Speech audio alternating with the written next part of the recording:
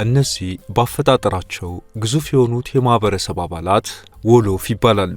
ወሎፎች በረጅም ቁመታቸው ውብ በሆነው ጥቁር የቆዳ ቀለማቸው ቡቡ በሚባለው በቀለማት ባሸበረቀው ሰፊ ባህላዊ ልብሳቸውና በተወሳሰቡ የወርቅ ጌጣጌጦቻቸው በሄዱበት ቦታ ሁሉ የሰዎችን ቀልብ ይስባሉ። መኖሪያቸው ደግሞ የምዕራብ አፍሪካዊቷ ሴኔጋል፣ ሞርታኒያና ጋምቢያ ናቸው። ወሎፎች በአንጸባራቂ የቆዳ ቀለማቸው የሚለዩ፣ ሙሽሪት ባልተገኘችበት ሰርግ የሚያደርጉ፣ ሴቶቻቸው በወርቅ የሚንቆጠቆጡ፣ እነሱ ብቻ በሚሰሩት ባዚን በተባለው ልብሳቸው የአፍሪካን የፋሽን ኢንዱስትሪ አንድ እርምጃ ከፍ ያደረጉ፣ ምግባቸውን ዩኔስኮ ላይ ያስመዘገቡና ግብርናና ንግድ ላይ በኩል የነገሱ ህዝቦች ናቸው። ለዛሬም የወሎፎችን አስገራሚ አኗኗር፣ ባህልና አጠቃላይ አስደናቂ ህይወታቸውን በማሳያችን እናሳያችኋለን። አብራችሁን ቆዩ።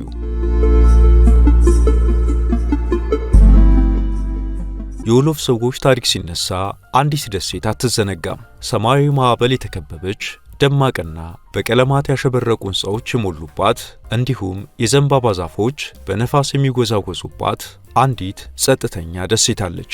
ይቺ ደሴት ከሴኔጋል ዋና ከተማ ዳካር የ20 ደቂቃ የጀልባ ጉዞ ብቻ የምትርቀው ጎሬ ደሴት ናት። ዛሬ ላይ ደሴቲቱ ሰላማዊና የቱሪስቶች መናኸሪያ ትምሰል እንጂ ከጀርባዋ ግን የሰው ልጅ በታሪኩ የፈጸመውን እጅግ ዘግናኝና ጥቁር ጠባሳ ይዛለች።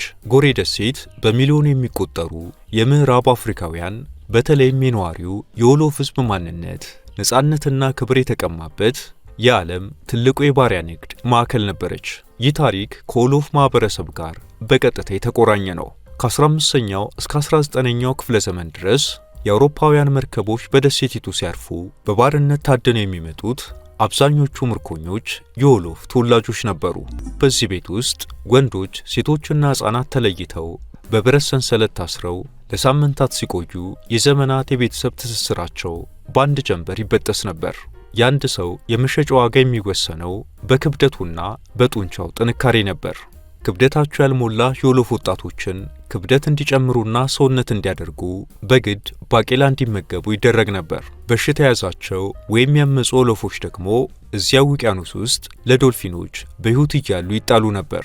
በደሴቷ ላይ የሚገኘው የዚህ ሕንፃ በጣም ልብ ሰባሪው ክፍል የማይመለሱበት በር በመባል የሚታወቀው ጠባብ መውጫ ነው። ይህ በር በቀጥታ ወደ አትላንቲክ ውቅያኖስ የሚወስድ የድንጋይ መተላለፊያ ነው። ለወሎፍ ምርኮኞች ይህ በር የነፃነታቸው ማክተሚያ፣ የባህላቸው መቃብርና ከሚወዷት አህጉራቸው ጋር ለመጨረሻ ጊዜ የተያዩበት የምድር መጨረሻ ነበር። በዚህ በር በኩል የወጣ ሰው ወይ ውቅያኖስ ላይ ይሞታል፣ ቅኝ ገዢዎቹ በሕይወት ካሻገሩት ደግሞ በአሜሪካ፣ በካሪቢያን ወይም በብራዚል የሸንኮራ አገዳ እርሻዎች ውስጥ በባርነት ዕድሜ ልኩን ይማቅቃል። ነገር ግን የወሎፍ ሕዝብ ማንነቱ በሩ ላይ ተገፎ አልቀረም። በባርነት የተወሰዱት የወሎፍ ተወላጆች ቋንቋቸውንና ባህላቸውን በልባቸው ይዘው ያንን አስፈሪ በር ተሻገሩ። እንደ ባራክ ኦባማ፣ ኔልሰን ማንዴላና ሊቀ ጳጳስ ጆን ፖል ሁለተኛ ያሉ ታዋቂ ዓለም መሪዎች በደሴቷ ላይ ጉብኝት በማድረግ በዚህ በር ላይ ቆመው አንገታቸውን ደፍተዋል፣ አልቅሷል። እንዲሁም የወሎፍ ሕዝብን የመቋቋም አቅም አድንቀዋል። የጎሬ ደሴትና የማይመለሱበት በር የአፍሪካውያን የታሪክ ጠባሳ ምስክር ብቻ አይደሉም። የወሎፍ ሕዝብ ሰንሰለቶችን በጣጥሶ የመነሳት፣ ባህሉን ጠብቆ የማቆየትና የማንነትን ክብር መልሶ የማግኘት የማይበገር የጽናት ምልክትም ጭምር ናቸው። በዚህም ምክንያት የጎሬ ደሴት ስቃይ የወሎፍ ማህበረሰብን ማህበራዊ መዋቅር፣ ባህልና ስነ ልቦና ለዘላለም የቀየረ የታሪክ ክስተት ሆኗል።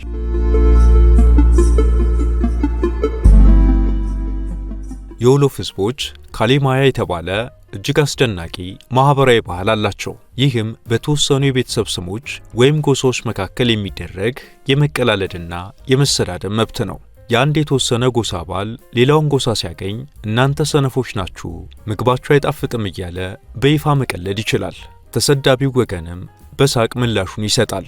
ይህ ልምድ በማህበረሰብ ውስጥ ቅሬታዎችንና ውጥረቶችን በቀልድ ለመፍታት እንዲሁም በጎሳዎች መካከል ፍቅርን ለመጨመር የሚያገለግል ትልቅ ዲፕሎማሲያዊ ጥበብ ተደርጎ ይወሰዳል።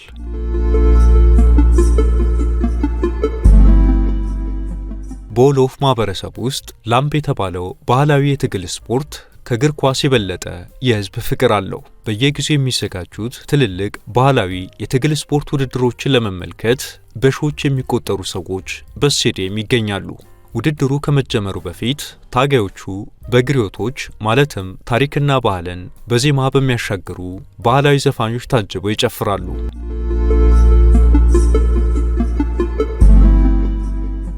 የወሎፍ ህዝቦች የሰርግ ስነ ስርዓት እጅግ ደማቅ፣ ሳቢ፣ በርካታ ቀናትን የሚፈጅና ማህበራዊ ትስስርን በከፍተኛ ደረጃ የሚያጠናክር ትልቅ በዓል ነው። የወሎፍ ህዝቦች ከ90 በመቶ በላይ የእስልምና እምነት ተከታዮች በመሆናቸው ህጋዊ የጋብቻ ስነ ስርዓት የሚፈጸመው በመስጊድ ውስጥ በኢማም ወይም የሃይማኖት መሪ አማካኝነት ነው። የሚገርመው ነገር በዚህ መስጊድ ውስጥ በሚደረገው ስነ ስርዓት ላይ ሙሽሪት አትገኝም። ሙሽራው የሙሽሪት አባት ወይም አንድ አሳዳጊና የሁለቱም ቤተሰብ ወንዶች ብቻ ተገኝተው የጋብቻ ውሉን ይፈርማሉ። ሙሽሪት ቤት ሆና በሴቶች ተከባ ትጠብቃለች። ውሉ እንደተፈጸመ ቤተሰቡ ለመስጊዱ ታዳሚዎች የኮላ ፍሬና ጣፋጭ ምግቦችን ያድላል። ይህ ፍሬ በምዕራብ አፍሪካ የሰላም የክብርና የትዳር መረጋጋት ምልክት ነው። ሙሽራው ለሙሽሪት ቤተሰቦች ዋሩ ጋር የተባለ የጥሎሽ ስነ ስርዓት ያካሂዳል። ይህ ስጦታ ገንዘብ፣ ውድ ልብሶች፣ እንደ ባዚን ያሉ ጨርቆችና ጌጣጌጦችን ያካትታል። ይህ ስነ ስርዓት ወንዶች መስጊድ እያሉ በሴቶች በኩል በሙሽሪት ቤት በደመቀ ሁኔታ ይከናወናል። በሰርጉ ቀን ሁሉም ታዳሚ እጅግ ውድ የሆኑ ያሸበረቁና የሚያንጸባርቁ የቡቡ ልብሶችን ይለብሳሉ። ሴቶች በትላልቅ የወርቅ ጉትቻዎችና ልዩ በሆኑ እንደ ሻሽ ያሉ መሸፈኛዎች ያጌጣሉ። በመስጊዱ ያለው ስነ ስርዓትና የምሳ ግብዣው ካለቀ በኋላ ምሽት ላይ ትልቁ የጭፈራ ፕሮግራም ይጀመራል። እዚህ ላይ ግሪዮቶች የተባሉት የባህል ዘፋኞች በሳባር ከበሮቻቸው የታጀበ እጅግ ፈጣንና ጉልበት የሚጠይቅ የዳንስ ድግስ ያዘጋጃሉ።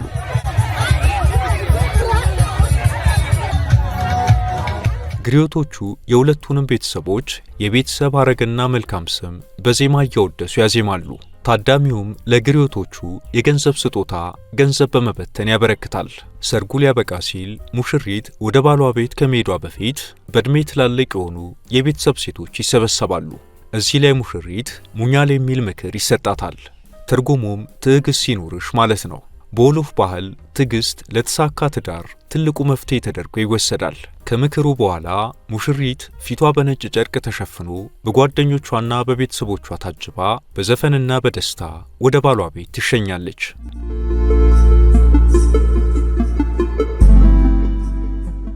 የወሎፍ ህዝቦች ሳባር የተባለ ረጅምና በአንድ እጅ እንዲሁም በአንድ ቀጭን እንጨት የሚመታ ልዩ ከበሮ አላቸው። በጥንት ዘመን ይህ ከበሮ ከአንድ መንደር ወደ ሌላ መንደር መልእክት ለማስተላለፍ ያገለግል ነበር። ዛሬ ከበሮ እጅግ ፈጣን ጉልበት የሚጠይቅና ማራኪ የዳንስ ባህል መለያ ነው። በሴኔጋል የመንገድ ላይ ድግሶች ሲኖሩ የሳባር ከበሮ ድምፅ መላውን ሰፈር በደስታ ያናውጠዋል።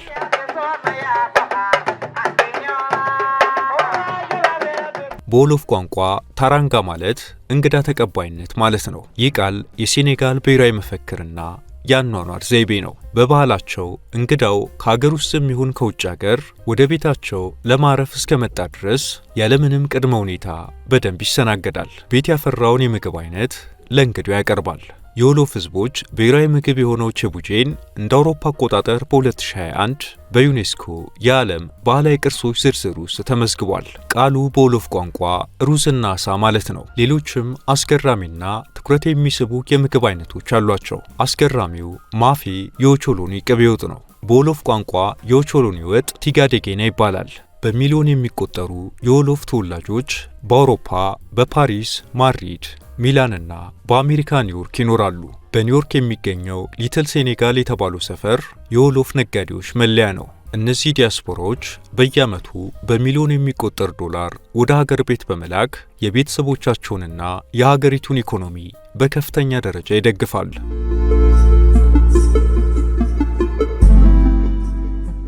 በወሎፍ ባህል ሳኛስ የሚባል ትልቅ ጽንሰ ሐሳብ አለ። ትርጉሙም ለአንድ ልዩ ክስተት እጅግ በጣም አምሮና ተውቦ መገኘት ማለት ነው። በሰርግ፣ በልደት ወይም በሃይማኖታዊ በዓላት ወቅት የወሎፍ ሴቶችና ወንዶች ውድ ልብሶቻቸውን፣ ሽቶዎቻቸውንና ጌጣጌጦቻቸውን በመልበስ ጎዳናዎቹን ወደ ፋሽን ትዕይንት ማሳያነት ይቀይሯቸዋል። የወሎፍ ሴቶች ከልብሳቸው ቀለም ጋር የሚሄድ ሙሶር የተባለ ትልቅ ሻሽ ወይም የጭንቅላት ጥምጣም በተለያየ አስደናቂ ቅርጽ ያስራሉ። ይህም ለቁመታቸው ተጨማሪ ማራኪ ገጽታን ያላብሳቸዋል።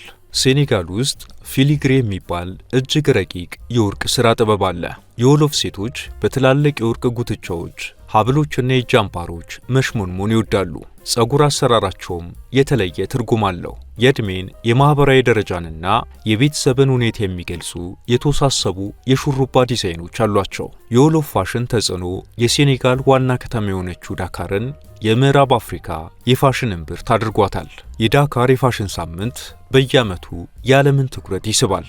የዘመኑ ወጣት የወሎፍ ዲዛይነሮች ጥንታዊውን የቡቡ ልብስ ቅርጽ ከዘመናዊው የምዕራባውያን ቄንጥ ጋር በማዋሃድ አዳዲስ የፋሽን አብዮቶችን ለዓለም እያበረከቱ ይገኛሉ።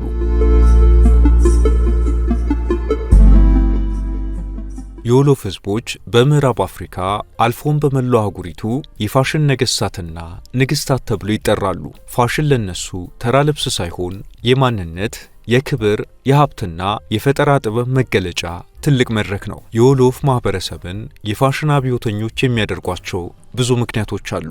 ቡቡ የወሎፍ ሕዝቦች ዋነኛ መለያ የሆነ ሰፊ ረጅም ባህላዊ ልብስ ነው። ወንዶችም ሴቶችም ይለብሱታል። ታላቁ የቡቡ ልብስ እየተባለም ይጠራል። ልብሱ የሚሰፋው ከጥጥ በተሰራና ባዚን በሚባል የላቀ ጥራት ካለው ጨርቅ ነው። ጨርቁ በባህላዊ መንገድ በተለያዩ ደማቅ ቀለማት ይነከራል። ከዚያም በሰም እንዲወለወልና እንዲያንጸባርቅ ይደረጋል። በታሪክ የወሎፍ ሕዝቦች የኦቾሎኒ የማሽላና የባቄላ ምርቶችን የሚያመርቱ ገበሬዎች ነበሩ። በአሁኑ ጊዜ ግን አብዛኞቹ እንደ ዳካርና ባንጁል ወደ መሳሰሉ ትላልቅ ከተሞች በመፍለስ በንግድ፣ በጥበብ ሥራዎችና በመንግሥት ሥራዎች ላይ ተሰማርተዋል። የወሎፍ ሕዝቦች የምዕራብ አፍሪካ የንግድና የኢኮኖሚ ሞተር ተብለው ይጠራሉ። በዋናነት በሴኔጋልና በጋምቢያ የሚገኙት እነዚህ ሕዝቦች ከጥንት የግብርና ታሪካቸው ተነስተው ዛሬ ላይ ቀጠናዊ የንግድ መረቦችን እስከ መቆጣጠር የደረሰ ጠንካራ የኢኮኖሚ ተጽዕኖ አላቸው። ዛሬም ድረስ የገጠሩ የወሎፍ ሕዝብ ኦቾሎኒ ማሽላና ባቄላን ያመርታል። በፈረንሳይ ቅኝ ግዛት ዘመንና ከነጻነት በኋላ ኦቾሎኒ የሴኔጋል ዋና የውጭ ንግድ ምርት እንዲሆን ያደረጉት የወሎፍ ገበሬዎች ናቸው። ዛሬም ቢሆን በገጠራማው የወሎፍ ክፍሎች ግብርና ዋነኛ የገቢ ምንጭ ነው። የወሎፍ አንጥረኞች፣ የቆዳ ሥራ ባለሙያዎችና የልብስ ዲዛይነሮች በተለይ የባዚን ጨርቅ አቅላሚዎች የራሳቸውን ሰፊ ኢኮኖሚ ዘርፍ ፈጥረዋል።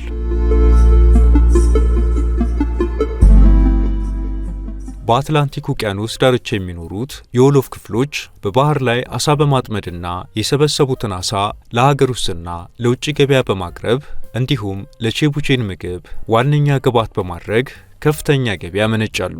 የወሎፍ ሕዝቦች ኢኮኖሚ ከባህላቸው ከሃይማኖታዊ አንድነታቸውና ከንግድ ስልታቸው ጋር በጥብቅ የተሳሰረ በመሆኑ እጅግ ስኬታማና በቀላሉ የማይበገር ሆኖ እንዲቀጥል አድርጎታል። የወሎፍ ሕዝቦች በተፈጥሮ የንግድ ተሰጥኦ አላቸው። በዳካርና ባንጁል ከተሞች የሚገኙ ትላልቅ ገበያዎችን ለምሳሌ የማርሼ ሳንዳጋ ገበያን የሚቆጣጠሩት እነሱ ናቸው።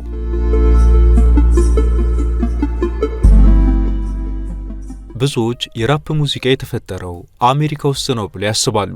ነገር ግን የወሎፍ ሕዝቦች ከዘመናት በፊት ታሰዩ የተባለ የሙዚቃ ጥበብ እንደነበራቸው ይነገራል። ታሰዩ ማለት በከበሮ ምት የታጀበ እጅግ ፈጣን በሆነ የአነጋገር ዘይቤ ማኅበራዊ ክስተቶችን መተቸት ወይም ሰዎችን ማመስገን ነው። በአሁኑ ጊዜ ያሉ የምዕራብ አፍሪካ የሂፕሆፕ አርቲስቶች ይህንን ጥንታዊ የወሎፍ ጥበብ ከዘመናዊ ራፕ ጋር አዋህደው ይጠቀሙበታል። ግሪዮቶች የተባሉ የማኅበረሰቡ መደብ አሉ።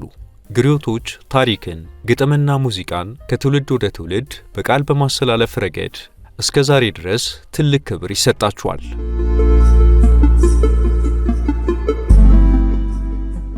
በወሎፍ መንደሮች ውስጥ ኒም የተባለው ዛፍ በብዛት ይገኛል። የወሎፍ ሕዝቦች ይህንን ዛፍ የጤናቸው ዋስትና አድርገው ይመለከቱታል። የዛፉን ቅጠል ቀቅለው ለወባ በሽታና ለተለያየ ትኩሳት ፍቱን መድኃኒት አድርገው ይጠጣሉ።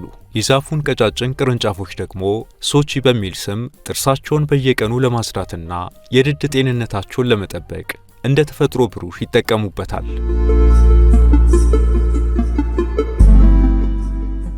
ጠንካራ በሆነው የማንነት መንፈሳቸውና ከጥንታዊ ወጎቻቸው ጋር የአፍ መፍቻ ቋንቋቸው በቀጠናው ውስጥ ትልቁ ሁለንተናዊ መገናኛ እንዲሆን አድርገውታል። በሴኔጋል ከ80 በመቶ በላይ የሚሆነው ሕዝብ ሌሎች ብሔረሰቦችን ጨምሮ የወሎፍ ቋንቋን ይናገሩታል። በሴኔጋልና በጋምቢያ ገበያዎች፣ የሬዲዮ ጣቢያዎች፣ የቴሌቪዥን ስርጭቶችና የዕለት ተዕለት የከተማ ኑሮ በዋናነት የሚቀላጠፈው በዚህ ቋንቋ ነው።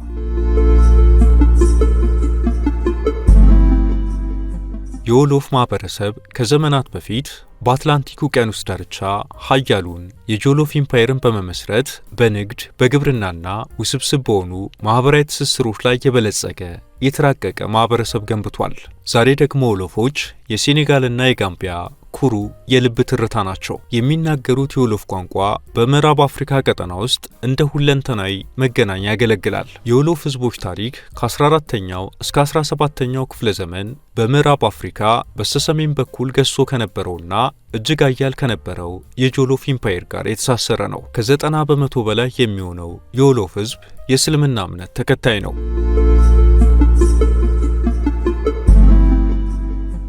የወሎፍ ህዝቦች በምዕራብ አፍሪካ የሚገኙ ታሪክና ባህላቸው እጅግ የደመቀ ማህበረሰቦች ናቸው። በሴኔጋል ትልቁን የህዝብ ቁጥር ማለትም 43 በመቶ ያህሉን የሚሸፍኑ ሲሆን በጋምቢያና በሞርታኒያም በስፋት ይገኛሉ።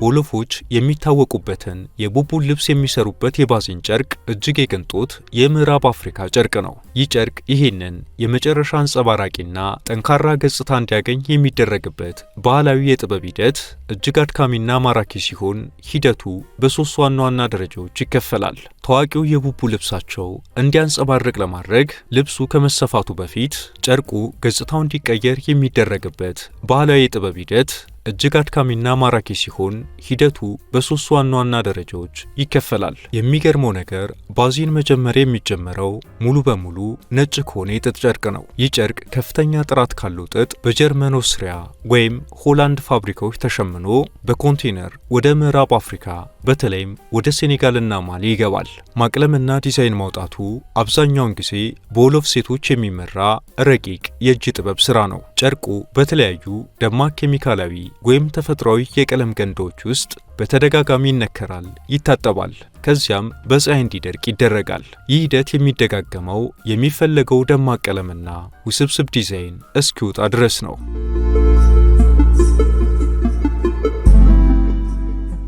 የባዚን ጨርቅ ያንን የብረት መሰል ብልጭታና ግትሬ ማለት ባህል የሚያገኘው ደግሞ ከዚህ ሂደት በኋላ ነው። ማቅለሙ ካለቀ በኋላ ጨርቁ በከፍተኛ መጠን የዱቄት ፈሳሽ ማጠናከሪያ ውስጥ ይነከራል። ጨርቁ ከደረቀ በኋላ በጠንካራ እንጨት ላይ ይዘረጋል። በመቀጠል ወንዶች ታባዶር በሚባሉ ከ2 ኪሎ ግራም በላይ በሚመስሉ ትላልቅ የእንጨት መዶሻዎች ጨርቁን በከፍተኛ ኃይልና ፍጥነት ደጋግሞ ይነርቱታል። ጨርቁ በዚህ መልኩ በሚለፋበት ወቅት የሻማ ሰም ጨርቁ ላይ ይቀባል። የመዶሻው ከባድ ድብደባ የጨርቁን ክሮች እርስ በርስ በማያያዝ ጥንካሬ ሲሰጠው፣ የሻማው ሰም ደግሞ ጨርቁን ልክ እንደ መስታወት የሚያንጸባርቅ ያደርገዋል። በአሁኑ ጊዜ በማሊ ባማኮና በሴኔጋል ዳካር የሚገኙ የእጅ ጥበብ ባለሙያዎች ይህንን ባህላዊ የባዚን አዘገጃጀት ጥበብ ጠብቀው በማቆየት ለመላው አፍሪካ ያሰራጫሉ። በቡቡ ልብሶች አንገትና እጅጌ ላይ የሚሰፉት በእጅ የተጠለፉ ውስብስብ ዲዛይኖች የባለቤቱን ማህበራዊ ደረጃና ክብር ያሳያሉ። አብራችሁን ስለቆያችሁ እናመሰግናለን።